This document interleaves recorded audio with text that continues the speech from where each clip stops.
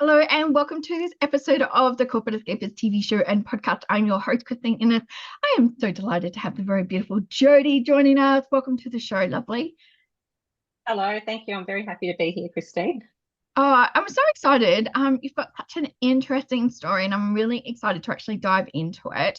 I am going to hand it over to you to do a quick introduction, and then we're going to dive into some beautiful conversation today. Okay, sounds great. So I am currently an assistance dog and therapy dog trainer, as well as an animal assisted therapist, primarily for children with using play therapy. But that is not where I've come from. I'm a retired obstetric doctor. So I spent 20 years of my life studying to become a doctor, becoming a doctor, working in clinical medicine, and then in management roles, managing area health services, um, teaching, which I absolutely love. um, and then my world came tumbling down when I was diagnosed with PTSD in 2014. Um, so I had to start again, reinvent. And I consider myself a little bit of a master of reinvention because I've had to do it before. But this was a little bit bigger and it brought me to a place of peace that I never thought I would be able to get to. I thought that happiness was this thing that you pursued that was off in the future somewhere, and it was all about the things that you had or the things that you did, the names, the titles that you had, and the roles that you played in everyone else's life. And it wasn't until I came to a bit of a cathartic epiphany that, I am not my roles, I am my values. And that's who I am. And had I not been able to do that, I would not have survived. And I had the help and support of both my beautiful mother, who is in the picture back there, um, and my amazing dog, Benny.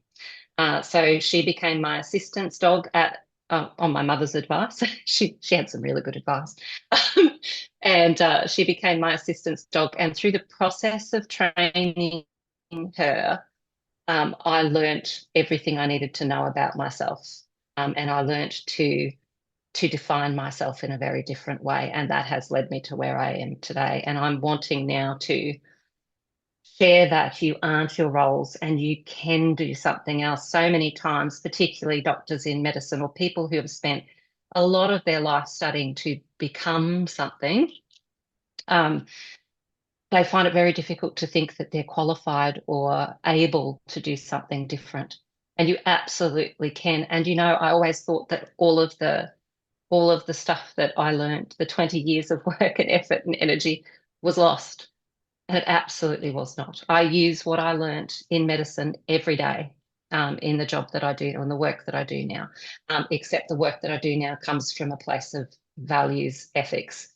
And if it's not consistent with my values and ethics, I don't do it. Oh, we are Yeah. so aligned in so many ways. I mean, I spent 20 something years in corporate, and then I always say the universe sends you three things. It's the feather, the little tickle, like, hey, you're gonna listen. Sometimes it's the rock, it falls on your foot, or you get the Mack truck, and you and I have had the Mack truck, and like, it is that awakening, I guess, within oneself to really see that there is a different pathway, because we are so taught that you go to school, you get a good job, like, and then you have fun when you retire. Whereas you can have fun every single day doing a job that lights you up as well. And when things, like you're saying, align to your values, it makes everything, I don't, and for me, I just see like everything is like falling into place, because it's all value aligned. It's not based Yep, on what society thinks, it's based on my values. And if it's not aligned, I say, well, thank you so much. absolutely. And that's what I think creates peace, which is what Yeah. brings happiness. It's not Yeah. happiness that brings peace. It's the opposite way around. You have to be Yeah. at peace with yourself, Yes. with who you are, with what you offer the world and where you are in the world and in your life, even. Once you're at peace, happiness follows. And I can't believe, like people used to say all the time, when you find a job that you love, you won't work a day in your life. I love that saying. And I never believed it because I loved medicine. I Mm, loved it. I absolutely loved my job. I poured my heart and soul into my work. It did not love me.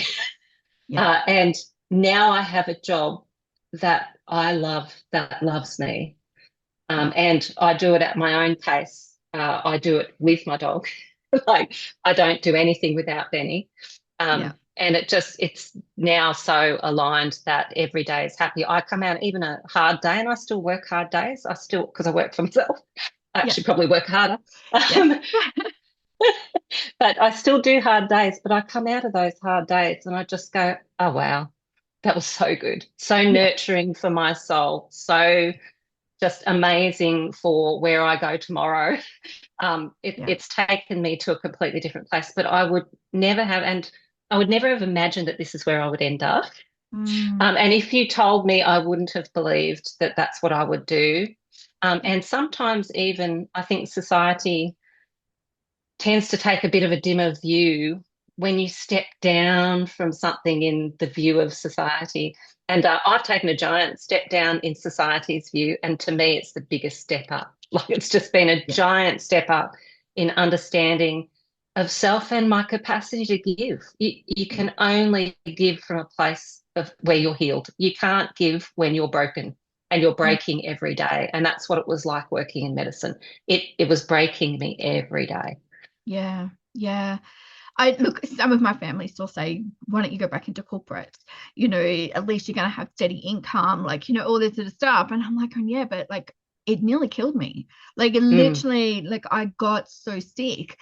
So, I mean, it's easier to say it because, like, we've come from the other side. So, if there would have been something that somebody had said to you that maybe would have made you listen or maybe start to have that inkling that it was possible back then? Or do you think that you're still in that like cocoon so much so? Look, I was deep into pathological giving in every aspect of life. Um, my needs didn't matter. And in fact, I taught everyone around me that my needs didn't matter. Mm, And that's led to, there's had to be a bit of adjustment in every relationship I've had since, because that adapting to you then taking care of your needs as well, even in the workplace. It was an enormous adjustment for the people around me.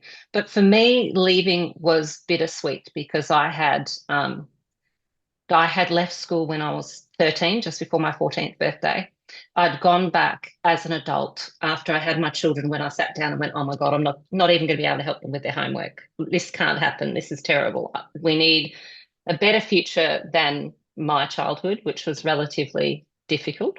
Um, and I just went, I have to do something different. So when I was 9 months pregnant with my daughter, I went to TAFE and did a course to learn I was 24 years old, learned how to turn on the computer. wow. Um, and then from there, I did this fantastic course filled with again, people who didn't see or define you by where you'd come from. That they waited to see what you offered before they defined anything about you. And these people were just amazing. That was the STEPS course at Central Queensland University. We went to the 20-year reunion and everything. But that course changed my life. And there was one lady, and this is my ethos now, is one person can make a difference in someone's life. And that one lady, so I was brought up to believe by my father that I was very unintelligent and I'd never make anything of myself. And he was quite physically abusive. So there was domestic violence. I was afraid of everything, afraid of my own shadow. And I believed that rhetoric. I believed that I was unintelligent. And I went into this course and I absolutely excelled in math. And the math teacher came to me one day and she just said to me, Lois said, what do you want to do with yourself? And I said, I want to do medicine. I'd been interested since I was a young girl um, in veterinary science, but I thought, let's make it a little bit. And so I thought, why not? She's asking. And I absolutely thought she would dismiss me. She flipped the whiteboard over and started writing down what I needed to do. And I cried. I'm like, this woman believes I can do that. You've got to be kidding. And to have somebody in your life, just that one person, say what you need to hear at the right time to give you that sense of capacity, that sense of self-efficacy. But that's what my life is about now. It's about giving that back, what Lois gave to me that day. back.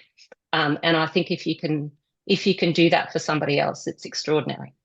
Oh, absolutely. It's my whole why. I never want anyone to feel alone. I never want anyone to Mm, feel alone in their journey. Like it's the story, like that story is going to highlight for somebody else and to let them know that there are advocates out there for other people.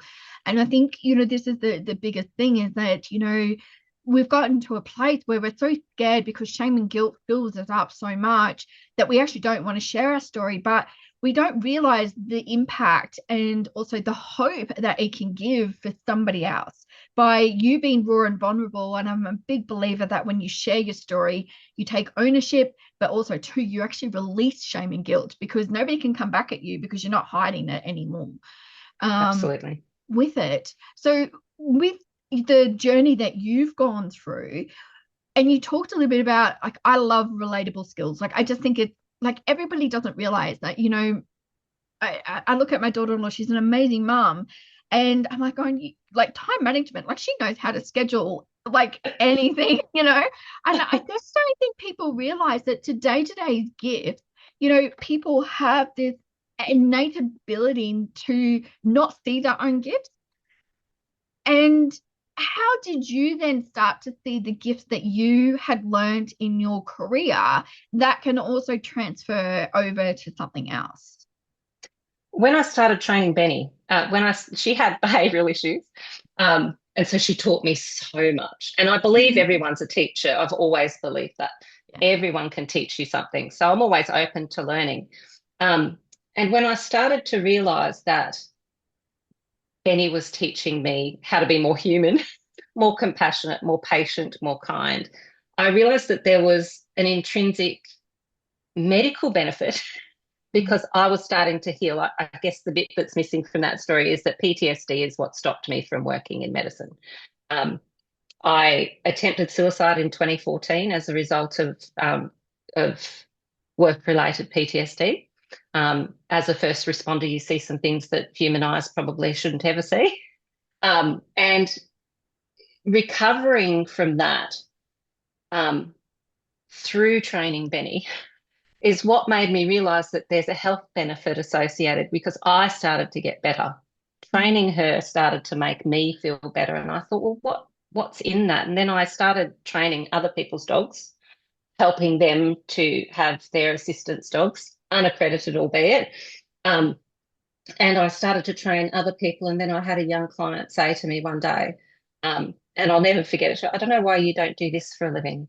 I said, this is what I do for a living now. And she said, no, no, no. You're like my therapist. It's not just like dog training. And that's when I started to explore how the two worlds meet. How does training an animal neurophysiologically help us to recover? And I started to do a little bit of research when I was able again to use my brain. It took a while. But when I was able to use my brain again, I started to do some research into how those two facets of my life could come together. And it was the only way I could work again. I couldn't use my skills and qualification to do medicine again. I couldn't go back there. And I really wasn't qualified to do anything else. So I thought, how can I do that? And when I started to train and do the counselling and psychotherapy, animal assisted psychotherapy courses, I started to see where the two come together. And it's just a piece of magic that happens in play therapy, particularly with young children. The self-efficacy that it builds, the self-esteem that it builds, training a dog to do something. My dogs are trained to pretend they don't know what they're doing because they're trained in each of the components. So I keep the stepwise components of the complex tasks. So, like Benny can open and close fridge doors and cupboards and drawers. But she is taught the individual components of that task so that when a child tries to teach her that, they think they've taught her that because she just goes to that one step, not the next step, the next step, the next step. Yeah. So usually when we train a complex task, we take away all the intervening steps and we just ask for the complex task. But yeah, that's when I started to realize that I hadn't lost anything. Like truly, I could use the skills in people management, the skills, the psychiatry skills that I've learned, the psychological skills in terms of um, client interactions and how to help people through a difficult situation. None of that was lost. Yeah. And transferring those skills was actually a lot easier than I thought it would be. Yeah. And I use them every day. Yeah. Yeah. Mm. Do you still like with yourself, do you still sometimes like have these like, can't believe it took me so long to realize, or I had to go through all of this to realize that there was a light at the end of the tunnel, and it wasn't, and I always say it's not another train coming, because there is a light. There is this world of happiness, like you're saying, like joy and happiness that we've probably never truly experienced because we're fulfilled ourselves and we're then helping fulfill other people. Yes. Look, it really did take me longer than I think it could have. Perhaps in the first complete transformation, I might have been able to see that. But really, you have to let go of the chasing, the Yeah. chasing of happiness. It's that stops you from actually receiving happiness because it's not off over there, it's in here. Yeah. So for me, I almost needed, and now I see PTSD as an absolute gift. If I had not have experienced that hardship, like without the dark, you can't see the light. Yeah. Um, and I had my whole life pulled out from under me. So my career was gone. My relationship broke down. I'd been with my partner for 30 years. Um, it didn't survive the suicide attempt. It didn't survive the aftermath. After he left, my finances were in an absolute mess. I ended up bankrupt. And I felt bankrupt in every way. It impacted my recovery, impacted on my relationships with my children, and of course, having a mental health diagnosis. People ran like rats off a sinking ship. It was really interesting, but what that gave me is the most amazing gift. I know the people I surround myself with now are the people who stayed. They're the Yeah. people who will stay. Yeah. They're the people you can count on when life is full of flowers and roses and wonderful and really dark and the tunnel's coming and you can't even see the train. Yeah. Yeah. So I know I'm surrounded by amazing people, and they're a handful. That I'm no longer surrounded by 600 people. Yeah. I was incredibly socially connected. I had lots of friends. I thought I had lots of friends. Um, and just like we would have dinner parties every other week. And but all of those relationships were related to my work. So Mm. when you lose your work, you by nature lose all of those relationships as well. Yeah. So yeah, look, all of those were roles though. And again, I'm brought back to this is when I realized that I could be happy and what happiness really is peace. Was when I stopped defining myself by my roles according to society or other people. I Yeah. am a mum and I always will be, and it was one of the greatest roles I ever had in my life. I absolutely genuinely loved being a mum, still do. Um, that's the greatest gift. But PTSD was a gift as well because I'm no longer working like that. I'm no longer so sleep deprived that I can't speak straight. I'm no longer trying to fit life in between. That's the term I used. God, I have to do something. I've got to fit life in between Mm. because I didn't want to miss those special times with the kids and the family. And so we went on international holidays, we spent money. And in the end, that was a problem as well. Like, Yeah.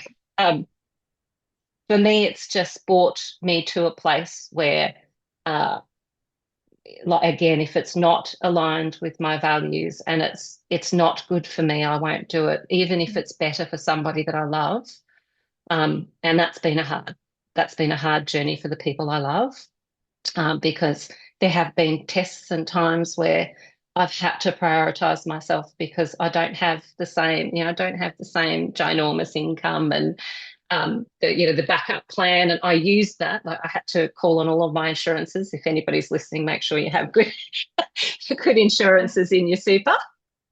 Um, so I had to call on all of my insurances to survive it and dig myself out of that hole. Yeah. Um, Yeah. yeah, but it's been a blessing in the end, and I now see it that way. I couldn't see that at the time. At the time, it was just a whole lot of darkness, and My parents were so robust. Like as difficult as my dad was, he could survive anything. Mm. And mum was like that as well. Like they were just so robust. I think perhaps the times they were brought up in and the way they were brought up, they just had to keep going. So they gave me that resilience. Yeah. And I was able to keep swimming for now. And something will come. Yeah. Yeah. I'll tell you after this, as a saying, it's probably not appropriate. There's a lot of swear words in it. They're saying, my dad was saying, but just make sure your head's above the water, sort of thing. He'd go into a lot more detail. But the thing that I found in my journey, and I'd love to know your insights, is the identity shift. So my son only knew me as the mum who worked in corporate, doing the 80 odd hour weeks. And, that was my role, that was my title. I had staff underneath me, all that. And then when everything all came crashing down, so I got diagnosed with two left-handed illnesses. I also filed for bankruptcy, went through a toxic marriage, filed for domestic violence, all those sorts of things. But it was the identity shift. And now he gets to see what I feel like is the real me. It's like the true essence of myself he now gets to explore. And I feel like that's a really great gift. But it's also been an identity shift for myself, but it's also been an identity shift for them as well, to see you in a new light. Like, have you experienced that as well? That's been probably one of the most difficult parts of this whole journey. And that's that every relationship had to be redefined. And one of the things I've written a beautiful poem about it. You will never see things through someone else's eyes, and your child doesn't see what came before they existed. Yeah. So they don't see that part of you, like the struggling young girl that had no self-esteem, that could do nothing right. Like I failed my learner's driving test 7 times because of anxiety, because I thought I was too stupid to pass it. I was 21 before I got a learner's. And then I deferred to other people because I didn't think I was safe enough to drive. But they never saw that. My kids saw the capable, confident. The day I graduated from medicine, because my father used to use really derogatory terms for me, and one of them was subordinate, like, as I got older, idiot, stupid, all that kind of stuff. When I walked up and got that a medical degree, all of those words and that entire past just exited. It just disappeared. I never defined myself that way ever again. Yeah. And that's what my children knew of me. This capable doctor who was at the height of her profession, doing well, managing area health services, huge income, everything's great. We get to go on international holidays. That's the life that my children had. Um, and they didn't see what came before. And it's a huge adjustment for people to make, and that we don't know how they see us, right? Because we don't have their perspective, we only have our own. I see the whole me, and you know what? The inside part of me has never been any different. And that's something with weight as well. So I've struggled with my weight a lot in my life. Mum struggled with her weight as well, but it was something that occurred in response to an early sexual assault when I was young. And I've always struggled with weight. And I lost a lot of weight when I got sick. I lost a lot of weight. They Mhm. thought I had cancer. They're like, oh my God, are you okay? And I lost a lot of weight. I got fit and healthy. I did a half Ironman. I did half marathons. I got really Wow. fit and healthy. And now I'm overweight again. And it's really interesting that the parallel between what you were just talking about with shifting that whole who you are, it even happens in the smaller parts of change. So when you change something about yourself, I don't see anything different.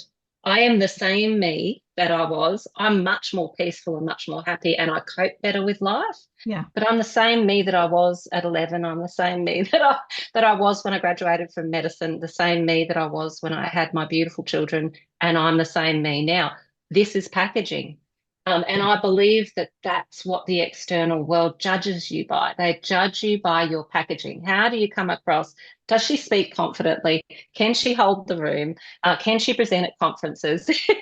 How does Mm. she go under pressure? Yeah. Um, and what does she look like? But Yeah. those are the things that people judge you by, and none of those are me. Not Yeah. one of them, Yeah. actually. Um, Yeah. there's a whole deeper, more meaningful person underneath every individual that you see and meet. And that's how Mm, I like to meet people. I like to make a bit of a soul connection rather than, so I ask even my parents, I call this where we come for play therapy is P3, play pause psychotherapy. And I called it P3 on purpose so that children didn't have to have the word therapy in how they remembered where they mm, came. And that yeah, gets dropped at the door. All labels, and we talk about that in our booking in consult. Like, I want you to drop all labels at the door. We don't use those. We do yeah, strengths-based work here. yeah, That's what I work. I meet them at their soul level. Who is this beautiful little individual? What do they have to offer the world? And how can we enhance that? yeah, Not how can we fix all the problems? Because um, so neuroscience tells us the more you focus, we use this in dog training as well, so many parallels.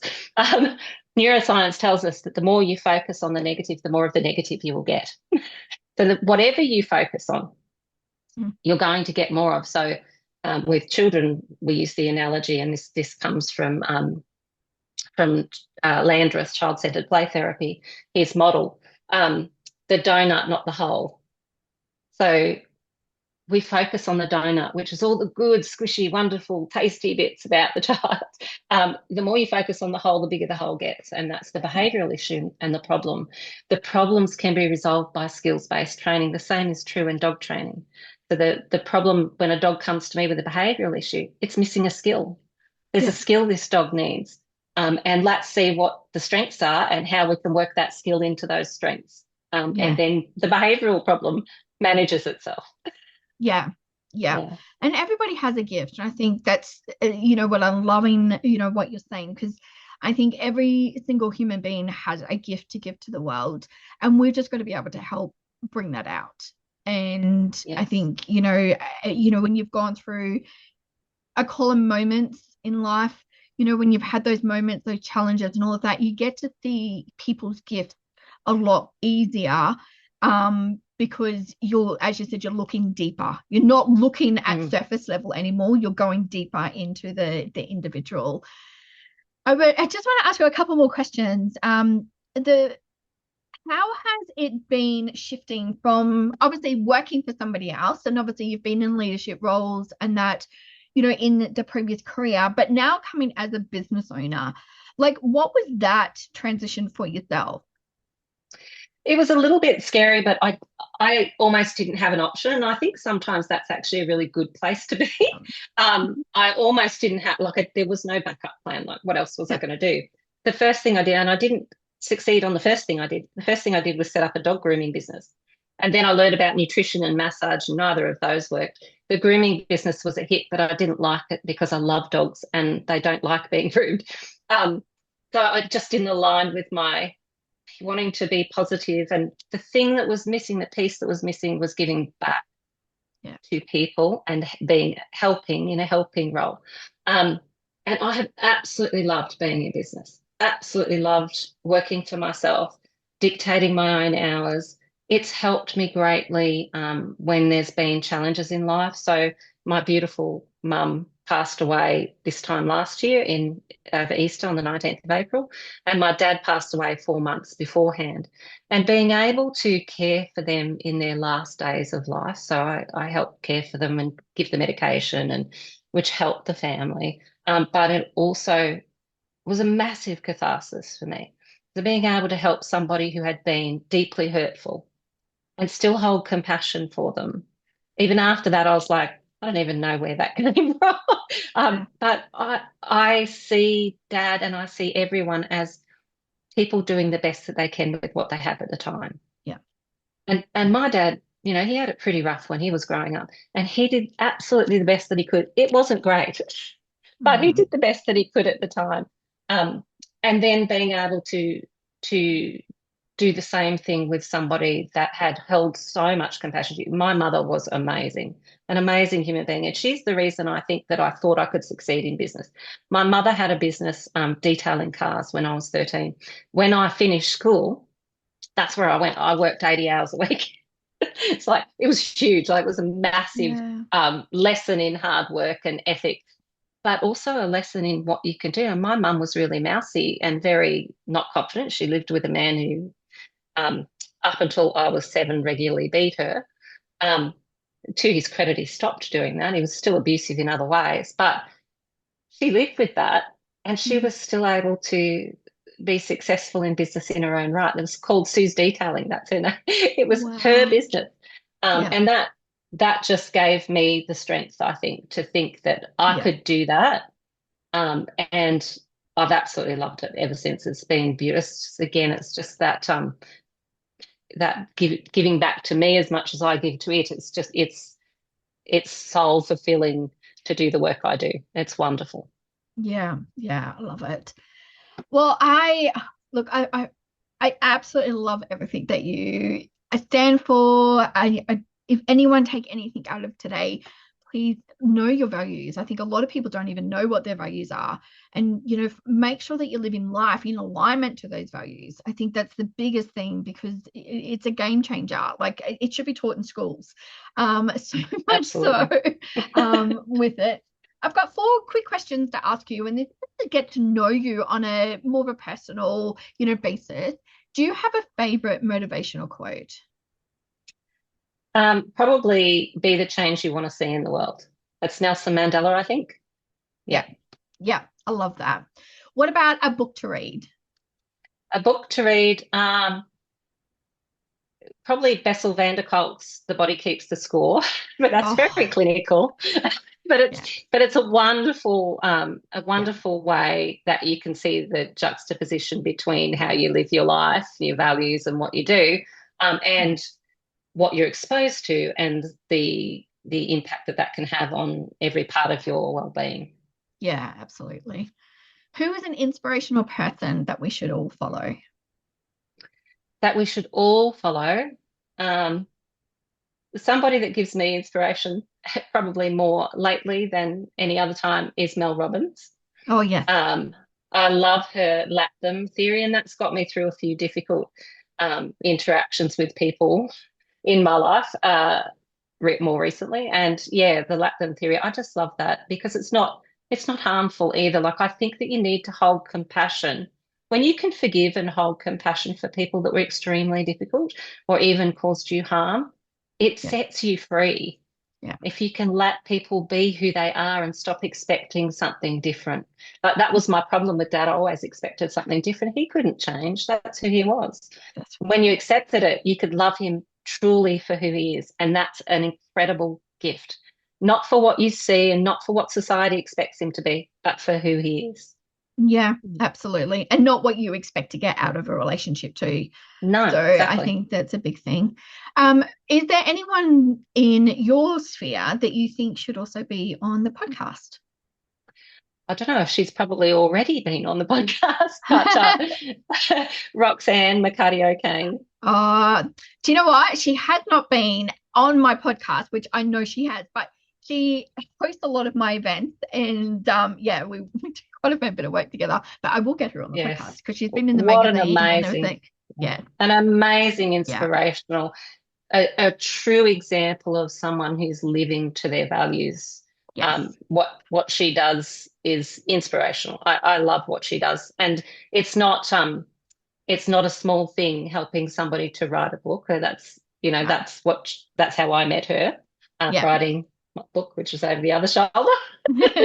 um, Benny, the best medicine has pause. So she helped me through every step of that Yeah. process. And she didn't just stop there. She came to my book launch. She's helping me to market. And some of that is all in her own time. She's just a really lovely human being, very, very ethical and also very values based. Yes, she has. She was the host actually at the MC for our Inspire Awards last year. So she Ah, is a lovely. beautiful human. So I know her very well. So Yes, she is. I will definitely. I'll message her actually when we get off, and I'll say to her, "You need to go on the show." So well, I just want to say thank you so much for being here, sharing your story and your gifts with us.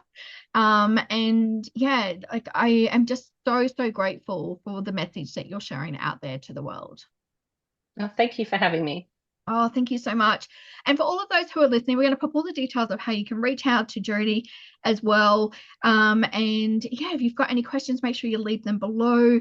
Make sure that you hit the like and subscribe button. And remember to live life to the fullest every single day. Love and light to you all. Oh, I can't find the stop button.